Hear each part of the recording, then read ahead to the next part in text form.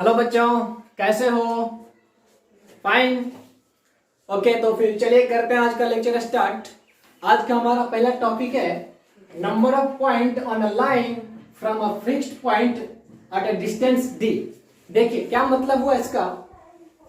क्या करना है, मुझे किसी भी लाइन पे पॉइंट्स की संख्या बतानी है एक फिक्स्ड पॉइंट से और एक पार्टिकुलर डिस्टेंस से बतानी है मुझे। ठीक है, इसका मतलब क्या हुआ, तो चलिए मैं आपको डायग्राम बता के दिखाता हूं। जैसे मान लीजिए हमारे को क्या एक लाइन गिवन है जिसका कुछ इक्वेशन दिया रहेगा। इक्वेशन क्या हो सकता है, या तो वेक्टर फॉर्म में या तो कार्टेशियन फॉर्म में। तो हमने कंसीडर कर लिया वेक्टर फॉर्म में, तो क्या होगा, R vector equals to A vector plus lambda times B vector. ये आपको क्या है, इक्वेशन दिया हुआ है लाइन का। अब क्या करना है, मुझे एक पॉइंट है P, एक फिक्स्ड पॉइंट है P, इसका कोऑर्डिनेट मान लीजिए कुछ अल्फा बीटा गामा। अब क्या करना है, यहां से इस पॉइंट से मुझे दी डिस्टेंस पे लाइंस पे पॉइंट की संख्या बतानी है। इसका मतलब क्या हुआ, जैसे एक पॉइंट, बहुत सारे there are infinite point on the line, but मेरे को क्या करना है, उस पॉइंट को बताना है जिसका डिस्टेंस इस पॉइंट से कितना होगा, डी होगा। इट मींस देखिए ऐसे, यहां मान लीजिए, यहां मान ले, यहां मान ले, बहुत सारे पॉइंट होंगे। हमने क्या किया, देखा इस पॉइंट से इसकी डिस्टेंस डी आया, इससे इसका डिस्टेंस डी आया, इससे इसका डिस्टेंस भी क्या आया, डी आया। तो अगर इन सारे पॉइंट का डिस्टेंस इससे अगर डी आ रहा है तो ये हमारे क्या होंगे, पॉइंट काउंटिंग हो जाएंगे। ठीक है, क्वेश्चंस में।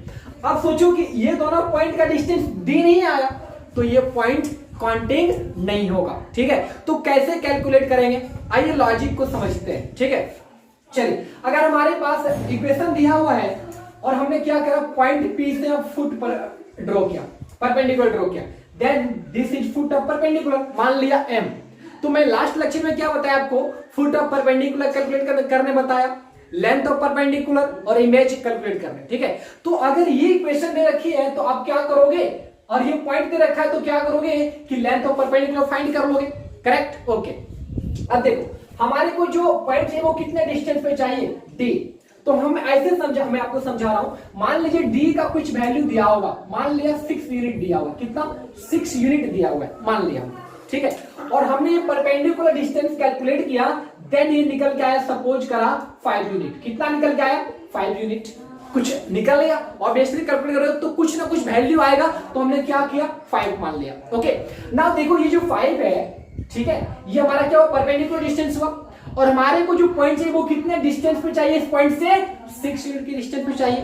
तो अब देखो इससे बड़ा क्या हो सकता है, ये वाला डिस्टेंस हो जाएगा ना, करेक्ट। ये वाला, ये क्या, ये बड़ा होगा, करेक्ट। ये वाली डिस्टेंस क्या होगी, बड़ा होगी, ये वाला भी क्या होगा, बड़ा होगा। लेकिन ये डिस्टेंस और ये इक्वल होगा क्या, नहीं होगा। ये वाला डिस्टेंस और ये इक्वल होगा क्या, नहीं होगा। तो कैसे, ये अगर मेरे को 6 चाहिए और सपोज कर लिया ये वाला डिस्टेंस कितना है, 6 यूनिट है, तो ये तो कैंसिल हो गया ना, क्योंकि ये दोनों इक्वल नहीं होंगे। सिमिलरली अगर यहां पे एक पॉइंट मिला, यहां क्यों ये 6 क्यों हुआ, क्योंकि अगर ये 5 है तो 5 से बड़ा ये वाली भी डिस्टेंस होती, ये वाली भी होगी और ये वाली भी होगी। समझ सकते हो आप, अगर ये परपेंडिकुलर है तो ये क्या हो जाएगा, हाइपोटेनियस हो जाएगा, और हाइपोटेनियस हमेशा क्या होता है, परपेंडिकुलर से बड़ा होता है। तो ऐसे सोच सकते हो आप। ओके, तो हमारा क्या होगा, हमने इसको मान लिया कि ये जो लेंथ है वो कितना है, 6 यूनिट का है, ये तो एक पॉइंट मिला।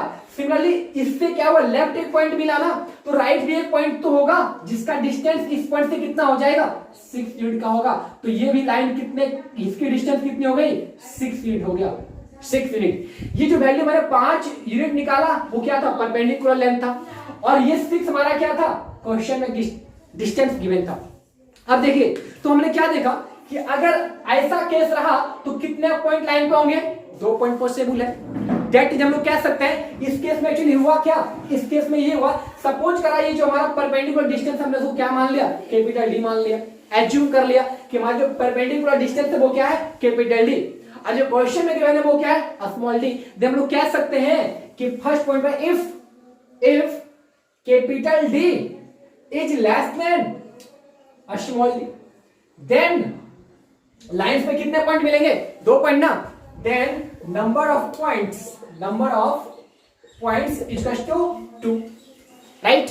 नाउ अब देखो ऐसे सोचेंगे, अब हमने क्या किया, अलग क्वेश्चन के लिए मैंने यहाँ पे डिस्टेंस कैलकुलेट किया, परपेंडिकुलर डिस्टेंस, और ये 5 ना निकल के हमारे को 7 मिल गया। कितना मिल गया, ये 7 यूनिट। सोचो अगर ये 7 निकल गया तो ये वाली लेंथ क्या 7 हो जाएगी। डेट इज, अब ये पॉइंट यहाँ पे ना हो गए, थोड़ा सा ऊपर चला जाएगा, सपोज क्या P यहाँ पे आ गया, ये अब P का एक्चुअल पोजीशन है। तब देखो ये वाली डिस्टेंस कितनी हो गई, 7 हो गई ना, और ये वाला कितना है, 6 है। अब देखो हमें अगर पॉइंट चाहिए होगा लाइन पे, तो ये वाली डिस्टेंस कितनी होगी, ऑब्वियसली 6 से क्या होगा, बड़ा होगा। लेकिन हमारे को क्वेश्चन में कितना डिस्टेंस चाहिए, 6 ही चाहिए ना, तो 6 से बड़ा वाला लोगे क्या, नहीं ना लोगे। तो बोलो ऐसा कोई पॉइंट मिलेगा, कोई नहीं मिलेगा। अगर लेफ्ट में नहीं मिला तो राइट में भी नहीं होगा। दैट इज, हम लोग कह सकते हैं इफ, यहाँ पे एक्चुअली हुआ क्या, यहाँ पे जो हमारा स्मॉल डी का वैल्यू था वो बड़ा आ गया किससे, सर यानी कैपिटल डी की वैल्यू है वो किससे बड़ा आ गया, स्मॉल डी से। तो यहाँ पे कोई पॉइंट लाइन पे पॉसिबल नहीं है। जैसे हम लोग कह सकते हैं क्या कि if small D, if capital D is greater than D, then number of point, ये नॉट नहीं है नंबर है, number of point equal to 0। अब तीसरा केस सोचो कि अगर दोनों डिस्टेंस इक्वल हो जाए, क्या जो डिस्टेंस क्वेश्चन में गिवन है और हमने परपेंडिकुलर डिस्टेंस कैलकुलेट किया, दोनों इक्वल हो गया, दैट इज ये वाली डिस्टेंस और ये क्या होगी, सेम होगी, मतलब दोनों लाइंस क्या एक ही पे आएंगे ना। इस केस में अगर एक ही पे आएंगे तो इस केस में लाइंस पे कितने पॉइंट पॉसिबल है, only 1 point which is foot of perpendicular. That is कह सकते हैं कि if capital is equal to small D, then number of point is equal to 1। ठीक है, चलिए होप सो कि आपको ये समझ में आया होगा। ठीक है, ओके, नहीं आया तो वीडियो को रिपीट करिए और फिर से देखिए। हम लोग नेक्स्ट पॉइंट स्टार्ट करते हैं एंड फिर क्वेश्चंस करेंगे। चलो नेक्स्ट पॉइंट देखो। ओके बच्चों, तो देखो नेक्स्ट पॉइंट हमारा है डिस्टेंस बिटवीन 2 पॉइंट्स, 2 लाइंस। ठीक है, अब 2 लाइंस के बीच में मुझे क्या करना है, डिस्टेंस फाइंड करना है। कैसा डिस्टेंस, तो शॉर्टेस्ट डिस्टेंस। कैसा, shortest distance between 2 lines.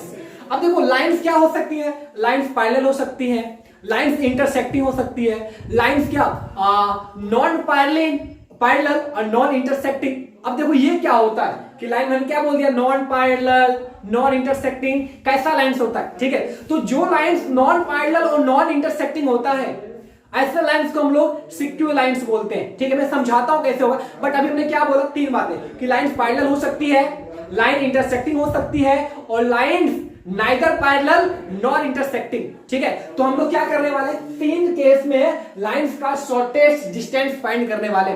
First क्या होगा हमारा, पैरेलल लाइंस के बीच में, पैरेलल लाइंस के बीच। दूसरा क्या होगा, इंटरसेक्टिंग लाइंस के बीच में। ठीक है, एंड तीसरा क्या होगा, नाइदर पैरेलल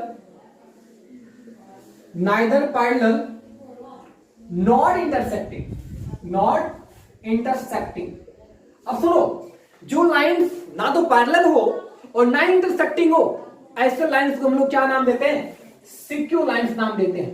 क्या नाम देते हैं, सिक्यू लाइंस।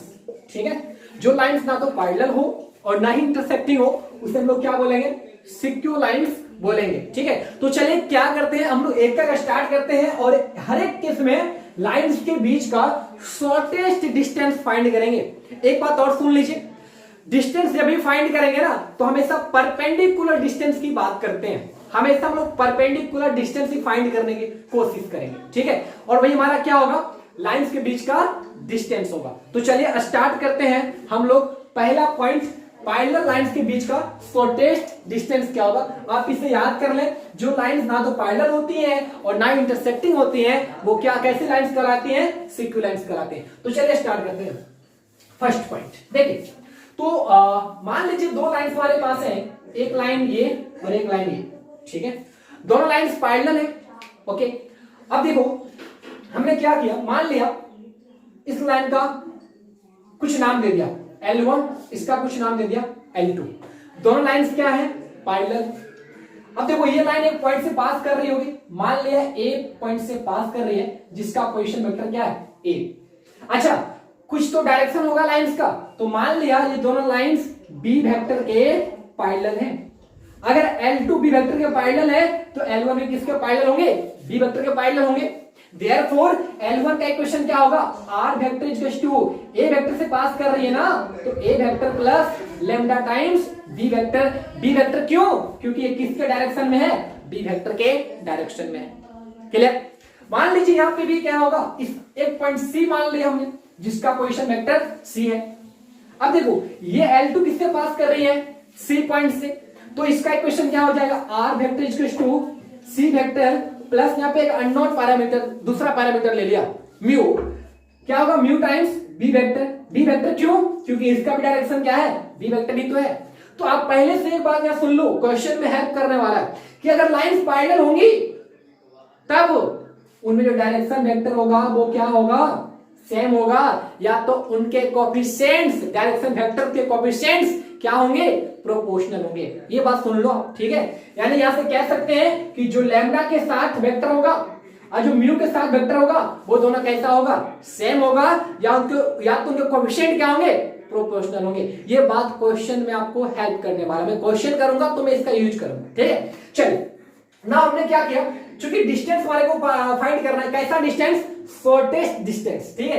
तो हमने क्या किया? परपेंडिकुलर ड्रॉ कर लिया, यहाँ पे परपेंडिकुलर लिया। ओके, यहाँ पे नाम दिया हमने इसको AM नाम दे दिया। क्या नाम दिया? AM नाम दिया इसका। अब क्या करो, इसको ज्वाइन करा दो, तो AC ज्वाइन हो गया। ओके, लेट ये एंगल मान लिया थीटा, कितना मान लिया? थीटा। और हमारे को एक्चुअली फाइंड क्या करना है? AM डिस्टेंस फाइंड करना है ना। AM हमारा क्या होगा? दोनों लाइंस के बीच का शॉर्टेस्ट डिस्टेंस होगा। तो चलिए कैलकुलेट करते हैं AM। कैसे करेंगे देखो थोड़ा, चलो इस ट्रायंगल में क्या करा? साइन थीटा निकाला, तो साइन थीटा क्या हो जाएगा?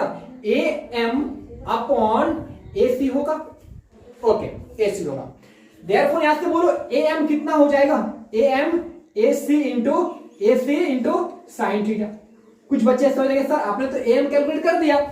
AM तो ठीक है कैलकुलेट करा, but in terms of sine theta, ठीक है? आपको क्वेश्चन में कभी भी ये एंगल नहीं दिया रहेगा, एंगल नहीं दिया रहेगा, और आप AC क्या फाइंड कर सकते हो? वो तो आपको क्या करेगा? इक्वेशन दे रखेंगे, आपको इक्वेशन दे रखा होगा। तो अगर इक्वेशन दे रखा है तो चलो आप ये निकाल सकते हो और ये निकाल लोगे। A का पोजीशन वेक्टर निकाल सकते हो और C का पोजीशन वेक्टर निकाल सकते हो, बट एंगल नहीं दिया रहेगा क्वेश्चन में, तो यहां से फाइंड तो नहीं कर सकते ना। तो ये हमारा आंसर भी नहीं हुआ। हम लोग अभी और आगे काम करने वाले। क्या करने वाले? देखिए, अगर मैं कुछ ऐसा कर दूं जहां पे मुझे क्या मिल जाए? AC साइन थीटा मिले, तो हमारा काम बन जाएगा ना। तो क्या करते हैं हम? ये करते हैं, निकाल लो अब क्या? AC वेक्टर, इसको क्या बना लो? वेक्टर बना लो, ठीक है? तू क्या करा? AC वेक्टर बना लिया, और AC का वेक्टर का मैग्नीट्यूड किसके इक्वल होगा? AC के इक्वल होगा, करेक्ट? अब यहां से क्या करो? AC वेक्टर का क्रॉस B वेक्टर के साथ निकालो। क्यों निकालेंगे? क्योंकि अगर AC वेक्टर क्रॉस B के साथ निकालोगे तो यहां पे एक टर्म बनेगा AC sine theta, which is required, जो हमें चाहिए। AC साइन थीटा चाहिए, तो हम लोग क्या करेंगे? AC का क्रॉस B वेक्टर से निकालेंगे, तो AC क्या होगा? AC वेक्टर का magnitude dot into B vector का मैग्नीट्यूड और इंटू क्या? Sine theta N cap. ये आप क्रॉस प्रोडक्ट वेक्टर्स के क्लास में पढ़ चुके हो, ठीक है? अब देखो, अगर मैं इसे मॉड लगा दूंगा तो ये क्या बनेगा? AC vector cross B vector mod, इसका मैग्नीट्यूड लिया, तो इधर मैग्नीट्यूड लोगे आप, तो ये तो देखो ऑलरेडी मैग्नीट्यूड लिया हुआ है, तो इस पे कोई भी चेंज नहीं होगा। AC वेक्टर का मैग्नीट्यूड कितना है? AC है ना। B वेक्टर का मैग्नीट्यूड रहने दिया, साइन थीटा। एन कैप हमारा कैसा वेक्टर है? Unit vector in the direction of AC cross B cross AC vector cross B vector, ठीक है? अगर ये यूनिट वेक्टर है तो इसका मैग्नीट्यूड कितना होगा? 1 होगा ना। तो 1 एक ऐसा इंसान है जिसको आप कहीं भी घुसड़ दीजिए, कोई दिक्कत नहीं होगा, ठीक है? तो यहाँ पे 1 को आप मल्टीप्लाई कराओ या तो नहीं कराओ, कोई बात नहीं है। अब देखो हमें क्या निकालना है? AC साइन थीटा निकालना है ना, तो यहां से निकाल लो AC साइन थीटा कितना हो जाएगा? ये जो मल्टीप्लीकेशन में इधर क्या डिवीजन में होगा ना, तो क्या होगा? AC क्रॉस BC अपॉन में कितना? B वेक्टर का मैग्नीट्यूड। ये हमारा AC है क्या? AC हमारा क्या है? AM है ना, तो हम लिख सकते हैं कि AM बराबर क्या हो जाएगा? AC cross B vector upon B का मैग्नीट्यूड। अब देखो यहां से देखना, ठीक है, ये मैग्नीट्यूड लिखो यहां पे एक ऊपर से। ए हमारा क्या है, shortest distance between two lines, तो हम लोग कह सकते हैं शॉर्टेस्ट डिस्टेंस, एसडी में लिख रहा हूं, ठीक है ना, शॉर्टेस्ट डिस्टेंस मींस एसडी। ये कोई कन्वेंशन नहीं भाई, ये हमारा खुद का है, ठीक है ना। तो इसको आप शॉर्टेस्ट डिस्टेंस लिखना, शॉर्टकट नहीं चलेगा। किसके ऊपर होगा, एसी को आप क्या लिखोगे, अगर एसी को लिखना चाहोगे तो एसी क्या होगा हमारा, सी वेक्टर माइनस ए वेक्टर। तो इसको मैंने क्या लिख दिया, एसी के प्लेस पे सी वेक्टर माइनस ए वेक्टर क्रॉस बी वेक्टर का मैग्नीट्यूड अपॉन बी वेक्टर का मैग्नीट्यूड। अब दोनों में एक साथ ये मैग्नीट्यूड लगा सकते हो, कोई दिक्कत नहीं है, कोई परेशानी वाली बात भी नहीं है, ठीक है। बट अब क्या करें, अलग अलग ही निकालें, ज्यादा बेटर होगा, ठीक है। तो ये हमारा क्या हो गया, शॉर्टेस्ट डिस्टेंस का फॉर्मूला हो गया, इसको आप अच्छे से खा जाएं, ठीक है। हाँ, इसको याद कर लें आप, तभी क्वेश्चन बनेगा, नहीं तो इतना मेथड लगाओगे क्वेश्चन बनाने में, पागल हो गए हो। नहीं, आप क्या करोगे, सिर्फ और सिर्फ शॉर्टेस्ट डिस्टेंस का फॉर्मूला रट्टा मार लोगे बढ़िया से एकदम, ठीक है। चलिए नेक्स्ट पॉइंट देखते हैं, फिर क्वेश्चन करेंगे। तो देखो हमारे लोग, नेक्स्ट पॉइंट हमारा है shortest distance between two sequence lines. देखो हमने पहले सिक्वेंस लाइंस का डिस्टेंस ही लिख दिया, ठीक है, बाद में इंटरसेक्टिंग लाइंस का पढ़ लेंगे इसके साथ, और उससे भी एक अच्छा रिजल्ट निकालेंगे हम लोग, और फिर क्वेश्चन करेंगे 2008 में यही पूछ रखा है, ठीक है। देखिए कैसे निकालेंगे, तो समझ लीजिए, पहले मैं बता चुका हूं सिक्वेंस लाइंस क्या होता है, वैसा लाइंस जो नाइदर पैरेलल नॉर इंटरसेक्टिंग। मैं आपको बनाकर दिखाता हूं, जैसे मान लीजिए, अच्छा ये लाइन जो है ना नॉन कोप्लेनर होता है, ये कोप्लेनर लाइन नहीं होता है, और पैरेलल लाइन और इंटरसेक्टिंग लाइन वो हमेशा क्या होते हैं, कोप्लेनर होते हैं। कोप्लेनर कहने का मतलब एक ही प्लेन में लाई करेगा।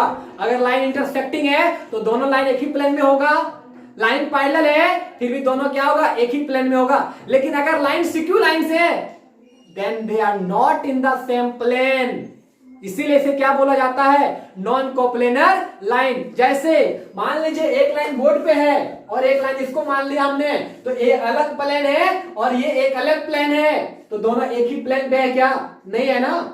अच्छा ये लाइन और ये कभी इंटरसेक्ट करेगी, नहीं करेगी। क्या पैरेलल है, नहीं है, तो नाइदर पैरेलल नॉर इंटरसेक्टिंग। कैसा लाइन, सिक्वेंस लाइंस। मेरे को क्या करना है, इसके बीच का डिस्टेंस फाइंड करना है, कैसा, शॉर्टेस्ट।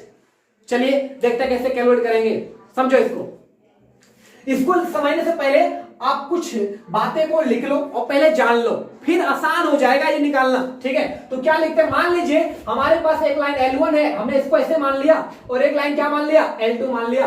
एज्यूम कर लो दोनों सिक्वेंस लाइंस हैं, कभी इंटरसेक्ट नहीं करेगी और कभी पैरेलल भी नहीं होगा, ठीक है। तब क्या कहता है, इसको नाम L1 दे दिया, इसका नाम L2 दे दिया। तब कहता है कि इफ, आप इसको समझो पहले, फिर डिस्टेंस निकालना इजी हो जाएगा। If L1 and L2 are two sequence lines, then the line which is perpendicular to each these lines, perpendicular to these lines is called line of shortest distance। समझ लो भाई एक बार, इसको कहता क्या है कि मान लीजिए ये दोनों लाइन सिक्वेंस लाइंस है, तब इस पर एक लाइन ऐसा होगा जो दोनों पर परपेंडिकुलर होगा, यानी कि ये लाइन की बात कर रहे हैं जो क्या L1 पर भी परपेंडिकुलर है और L2 पर भी परपेंडिकुलर है। तब इसी लाइन को हम लोग क्या बोलेंगे, shortest distance between this line. अगर मैं इसका नाम P दे दूं, इसका नाम Q दे दूं, तब जो हमारा P और Q होगा वो इस दोनों लाइन के बीच का क्या हो जाएगा, जो PQ हमारा होगा इस दोनों लाइन के बीच का शॉर्टेस्ट डिस्टेंस हो जाएगा, ठीक है। क्लियरली देख सकते हो, लिखा हुआ है। एंड आगे बढ़ते हैं।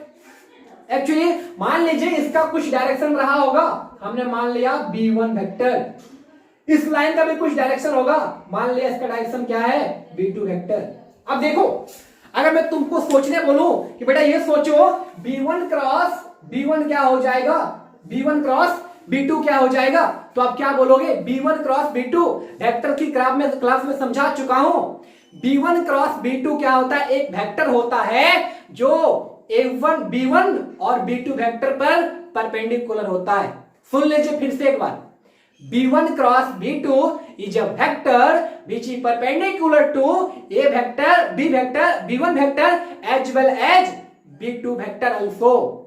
ठीक है, तो यहां आप ये तो सर ये तो नहीं कहना चाह रहे हो क्या, इसकी बात तो नहीं कर रहे हो, ये जो लाइन है ये भी तो दोनों परपेंडिकुलर है। सही पकड़े हो, इसी की बात मैं कर रहा हूं। क्या कर रहा हूं, देखो पी क्यू भी जो हमारा लाइन है वो क्या है, इस दोनों परपेंडिकुलर है ना, और B1 क्रॉस B2 भी क्या होगा, दोनों पे परपेंडिकुलर होगा, B1 पे और B2 पे। अगर B1 पे हुआ तो B1 किसके पैरेलल है, L1, मतलब क्या, ये वाली जो वेक्टर है वो L1 पे ही परपेंडिकुलर। फिर देखो जो ये है वो किसके पैरेलल, B2 के parallel, it mean sir L2 के पैरेलल, हाँ L2 के पैरेलल, मतलब इस पर ही परपेंडिकुलर, दोनों पे परपेंडिकुलर। मतलब हम लोग कह सकते हैं कि जो PQ के अलग वेक्टर होगा हमारा वो कौन सा वेक्टर होगा, B1 क्रॉस B2 वेक्टर। तो आपने क्या देखा, जो shortest distance, line of shortest distance जो हमारा होता है उसके अलावा कौन सा वेक्टर होता है, B1 क्रॉस B2। इस पॉइंट को भी लिख लीजिए कि line of shortest distance is along the vector B1 cross B2। जो हमारा लाइन ऑफ शॉर्टेस्ट डिस्टेंस होता है उसके लिए कौन सा वेक्टर होता है, B1 क्रॉस B2। आइए फिर नेक्स्ट पॉइंट सीखते हैं। मान लीजिए अब देखो यहां पे कोई पॉइंट है, लाइन पे पॉइंट से पास कर रहा होगा ना, हमने इसका नाम दे दिया A with position vector A1, हमने इसका क्या बोल दिया, पोजीशन वेक्टर A1 बोल दिया। अब देखो लाइन का डायरेक्शन भी है और जिस पॉइंट से पास करती है उसका पोजीशन वेक्टर भी हमारे पास है, तो इक्वेशन लिखना हमारे सबसे सरल क्या हो जाएगा, R vector equal to A1 vector plus lambda times B1 vector, correct. Similarly मान लिया यहाँ पे पॉइंट क्या है, B है, जिसका पोजीशन वेक्टर ने क्या मान लिया, A2 मान लिया, तो इसका इक्वेशन क्या हो जाएगा, R vector equal to A2 vector plus lambda times B2 vector. All right, ये हमारे को क्या मिला, दोनों लाइंस का इक्वेशन हमारे पास प्रेजेंट है। अब देखो ये सोचो मैंने क्या करा, दोनों को ज्वाइन करा दिया, ज्वाइन कराया दोनों को। अब सुनना, अब क्या करो, इधर से लाइट रेज दो इस लाइन पे, अगर यहां से क्या दोगे, लाइट रे दोगे तो इसका शेडो कहां बनेगा, सीधा सीधा जाके इस लाइन में बनेगा ना। तो मैं कह सकता हूं जो हमारा शॉर्टेस्ट डिस्टेंस होगा वो क्या होगा, इसका प्रोजेक्शन होगा किस पर, PQ पर। यानी कि हम लोग कह सकते हैं कि जो शॉर्टेस्ट डिस्टेंस जो हमारा होगा, डिस्टेंस कौन होगा, PQ होगा ना, PQ वो क्या होगा, प्रोजेक्शन, वो किसके इक्वल होगा, projection of AB vector on PQ vector. क्या होगा हमारा शॉर्टेस्ट डिस्टेंस, इस वेक्टर का प्रोजेक्शन इस वेक्टर पे। अब फिर वेक्टर में आपको बता चुका हूं प्रोजेक्शन कैसे निकालते हैं। सपोज कर लो ए वेक्टर का प्रोजेक्शन मुझे किस पर निकालना है, बी पर निकालना है, किस पर, ऑन द बी वेक्टर। तो हम लोग क्या करते थे कि भाई जिस पर प्रोजेक्शन निकालना है ना उसका यूनिट वेक्टर ले लीजिए और जिसका निकालना है उसके साथ डॉट करा दीजिए, that is A dot B, B को कैसा, इसका यूनिट वेक्टर, तो बी वेक्टर अपॉन क्या हो जाएगा, बी का मैग्नीट्यूड। ऐसे निकालते थे प्रोजेक्शन। प्रोजेक्शन का फॉर्मूला क्या होता है, ए वेक्टर का प्रोजेक्शन बी वेक्टर पे क्या होगा, A dot B upon B का मैग्नीट्यूड। तो यहां से हमको क्या करना है, projection of B on vector P Q क्या हो जाएगा, किसका, ए बी का। तो ए बी तो एलएटी रहेगा ना, किस पर निकालना है, पी क्यू पर। तो पी क्यू का क्या करेंगे, मैग्नीट्यूड से डिवाइड करा देंगे, मतलब उसका यूनिट वेक्टर निकाल लेंगे। ये जो हमारा निकल के आया वो क्या हो गया, ये प्रोजेक्शन निकल गया ए बी का ऑन पी क्यू पे, और यही हमारा क्या होता है, शॉर्टेस्ट डिस्टेंस होता है। इसको और सॉल्व कर लो तो बी ए हमारा, ए बी हमारा क्या हो जाएगा, A2 minus A1, A2 vector minus A1 vector dot dot क्या हो जाएगा, PQ निकालोगे आप, PQ हमारा कैसा vector, B1 cross B2 vector upon में क्या PQ मतलब इसी का मैग्नीट्यूड, तो B1 क्रॉस B2 का मैग्नीट्यूड। ये हमारा क्या हो गया, सब पे क्या लगा दो आप, मॉड लगा दो, क्योंकि हमें डिस्टेंस चाहिए। तो हमारा शॉर्टेस्ट डिस्टेंस क्या हो गया, शॉर्टेस्ट डिस्टेंस का फॉर्मूला क्या निकल के आया, C2 लाइंस के लिए ये निकल के आया। आप इसको भी क्या करोगे, याद कर लोगे अच्छे से, एंटीबायोटिक है, याद कर लोगे, एकदम से खा जाओगे, ठीक है। चलिए ये हमारा क्या हुआ, shortest distance between two lines हुआ। ओके, अब देखो अगर मान लिया जाए कि लाइंस हमारा क्या हो जाएगा, इंटरसेक्टिंग हो जाएगा। मान ले तीसरा केस जो मैंने लिखाया था कि लाइंस इंटरसेक्टिंग है, अगर लाइंस इंटरसेक्टिंग हो जाएगी तो कुछ इस तरह का फिगर होगा हमारे पास। अगर इंटरसेक्टिंग है तो बोलो इसके बीच में शॉर्टेस्ट डिस्टेंस क्या होगा, सबसे कम डिस्टेंस, यही तो हो जाएगा, विच इज कितना, 0। मतलब क्या, अगर लाइन इंटरसेक्टिंग है तो उनके बीच का शॉर्टेस्ट डिस्टेंस क्या होता है, 0 होता है। चलिए उसके लिए रिजल्ट देखते हैं। फिलहाल अभी जो पहला रिजल्ट था उसको याद कर लो आप, और इसको भी याद कर लो। अच्छा, इसको लिखने का एक तरीका और होता है, जैसे अगर आप स्केलर ट्रिपल प्रोडक्ट पढ़ रखे हो तो आपको आता होगा, इसको आप ऐसे भी लिख सकते हैं ना, इसको क्या, A2 vector minus A1 vector B1 B2, और क्या करोगे, अब जो आपका डिनोमिनेटर में उसको लिख दीजिए, तो क्या हो जाएगा, B1 क्रॉस B2। ये हमारा रिप्रेजेंटेशन है किसका, ट्रिपल स्केलर प्रोडक्ट का, ठीक है। तो उम्मीद करते हैं कि आप पढ़े होंगे पहले से, तो आपको दिक्कत देना चाहिए, तो आप इसको भी याद कर लो, ठीक है। चलिए हम लोग इसके लिए इंटरसेक्टिंग लाइंस के लिए देखते हैं फॉर्मूला क्या होता है, फिर क्वेश्चन करने वाले। तो देखते हैं नेक्स्ट पॉइंट, लिखो तीसरा वाला कि इफ लाइंस आर इंटरसेक्टिंग, अगर लाइंस इंटरसेक्टिंग होगी देयरफॉर हम लोग कह सकते हैं कि उसका जो शॉर्टेस्ट डिस्टेंस होगा वो कितना हो जाएगा, 0 हो जाएगा, ठीक है।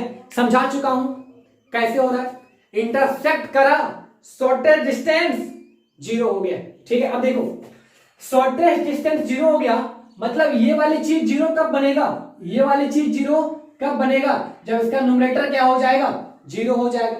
देयरफॉर अपन लोग कह सकते हैं कि भाई A2 minus A1 vector dot B1 cross B2 equal to क्या हो जाएगा, 0 हो जाएगा। तो ये कंडीशन है लाइन को इंटरसेक्ट करने के लिए, अगर इतना बराबर 0 होगा तभी लाइन कैसा होगा, इंटरसेक्टिंग होगा। उल्टा भी कि अगर लाइन इंटरसेक्टिंग है तो ये वाली चीज होगी, ठीक है।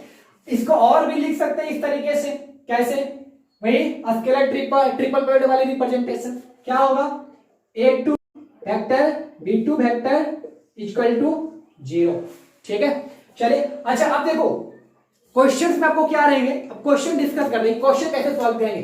क्वेश्चंस में आपको आपके कार्टेशियन फॉर्म दे सकता है लाइन का इक्वेशन, अगर कार्टेशियन फॉर्म देगा तो कैसे करेंगे, देखिए मैं आपको करके दिखाता हूं, ठीक है।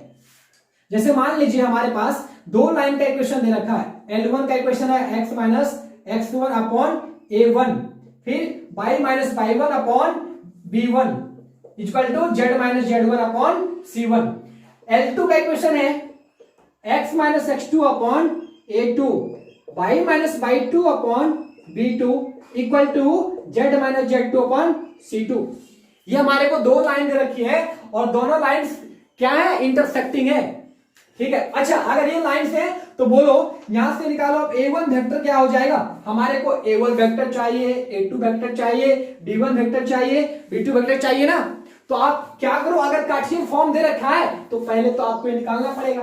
अगर वेक्टर फॉर्म में जाना चाहते हो तो, नहीं जाना चाहते हो तो कोई बात नहीं, स्केलर से भी जा सकते हैं हम लोग, वो भी करके मैं दिखाऊंगा, ठीक है। चलो पहले वेक्टर निकाल लेते हैं। तो A1 वेक्टर क्या हो जाएगा, इससे बनेगा ना, मैं नहीं लिखूंगा, मैं समझा देता हूं। ये हमारा क्या हो जाएगा, A1 वेक्टर, चलो लिख ही देता हूं, कितना होगा x1 i Kaif plus y1 j Kaif plus z1 k Kaif. फिर बोलो हमारा A2 वेक्टर कितना हो जाएगा, यहां से निकल के आएगा ना इस पॉइंट से, तो क्या होगा x2 i Kaif plus y2 j Kaif plus z2 k Kaif. अगर मैं आपसे ये पूछूं बेटा ये बताओ मेरे को b1 वेक्टर क्या हो जाएगा, b1 वेक्टर, तो बताओ b1 वेक्टर कहां से मिलेगा ना, इससे मिलेगी हमें, ठीक है। तो क्या हो जाएगा a1 i Kaif plus b1 j Kaif plus c1 k Kaif. And अगर आप मैं ये पूछ दूं कि बता दो मेरे को b2 वेक्टर क्या होगा, तो b वेक्टर कहां से आएगा b2 वेक्टर, इससे, क्योंकि b2 वेक्टर हमारा क्या है लाइन 2 का डायरेक्शन वेक्टर है, तो यहां से निकालोगे ना तो क्या होगा a2 i Kaif plus b2 j Kaif plus c2 k Kaif. ये हमारे पास 4 वेक्टर हो गए। अब सुनना कि लिखो if L1 and L2 are intersecting, ये दोनों क्या हो गए इंटरसेक्टिंग, देन अगर ये दोनों इंटरसेक्टिंग है तो क्या होगा, इस कंडीशन को फॉलो करेंगे। मतलब अगर मेरे को क्या दिया हुआ है, ये तो वेक्टर फॉर्म में है तो मैं इसको कुछ नहीं करूंगा, आप इसको सॉल्व करोगे। लेकिन अगर मैं इसको कार्टेशियन में चेंज करना चाहूं तो क्या हो जाएगा, अगर ये कंडीशन इक्वेशन दे रखी है कार्टेशियन में, तब देखो कैसे इसके लिए अगर इंटरसेक्टिंग होगी तो कंडीशन क्या होता है वो देखो। मैं यहां लिखता हूं, ठीक है, मैं इधर लिख रहा हूं, आप देखना यहां लिख रहा हूं मैं, चल। तो क्या होगा अगर आप a2 a1 करोगे तो क्या निकल के आएगा x2 माइनस x1। तब देखिए मैं क्या करता हूं, इसको डिटरमिनर फॉर्म में लिखता हूं, तो क्या हो जाएगा a2 a1 है ना, that is x2 minus x1। फिर क्या होगा y2 माइनस y1, फिर क्या होगा z2 माइनस z1। अगर आप वेक्टर पढ़ रखे हो, स्केलर ट्रिपल प्रोडक्ट पढ़ रखे हो तो ये वाली चीज आपको खुद आती होगी, ठीक है। फिर क्या हो जाएगा हमारा, आइए b1 वेक्टर पे आइए, क्या होगा a1 b1 c1। फिर b2 वेक्टर पे चलो, क्या होगा a2 b2 c2, और ये किस पे करना चाहिए, 0 के इक्वल। अगर लाइन इंटरसेक्टिंग है और इक्वेशन कार्टेशियन फॉर्म में दे रखा है तो ये कंडीशन को क्या करेगा, होल्ड करेगा, ठीक है। तो याद रखना इसे, ये हमारा क्या हो गया, यहां से वो शॉर्टेज डिस्टेंस फाइंड कर सकते हैं इससे, हम लोग इससे, ठीक है। तो ये हमारा क्या हो गया, अगर दो लाइंस इंटरसेक्टिंग है, ठीक है, तो क्या होंगे, दिस इक्वल टू 0, या तो वेक्टर फॉर्म में जाना चाहते हो तो दिस इक्वल टू 0। आइए इस पर एक क्वेश्चन देखते हैं, फिर अच्छे से क्लियर होगा, ठीक है।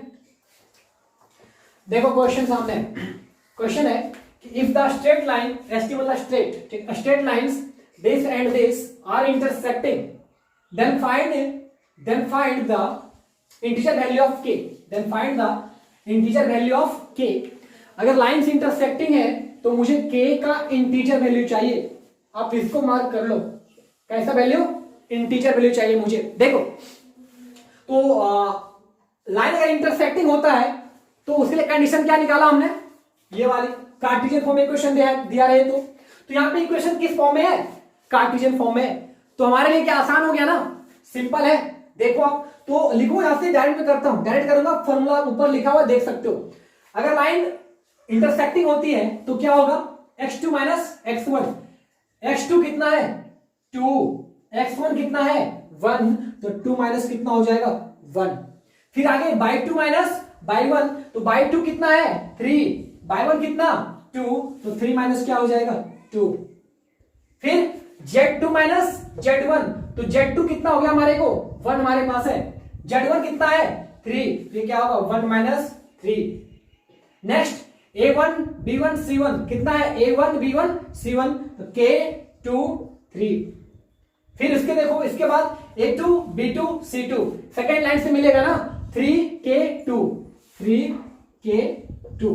इस डिटरमिनेंट को क्या करो, 0 पे इक्वल कर लो, इसको सॉल्व करो, इसको सॉल्व करेंगे तो देखिए क्या होगा, सॉल्व करेंगे इसको, क्या करा, यहां से 1 मिलेगा ना, तो ये कितना होगा 1 1, और ये कितना माइनस का 2, 1 1 माइनस 2, फिर कितना K2 3, 3K2 इक्वल टू 0।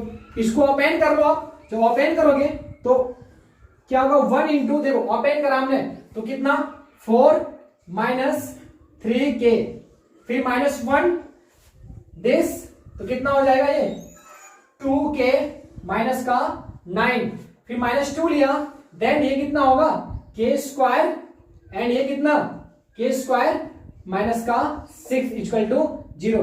इसको सॉल्व किया फर्दर तो ध्यान से देखना, यहां से कितना मिलेगा, एक ही के स्क्वायर वाला टर्म बन रहा है जो कितना है -2k²।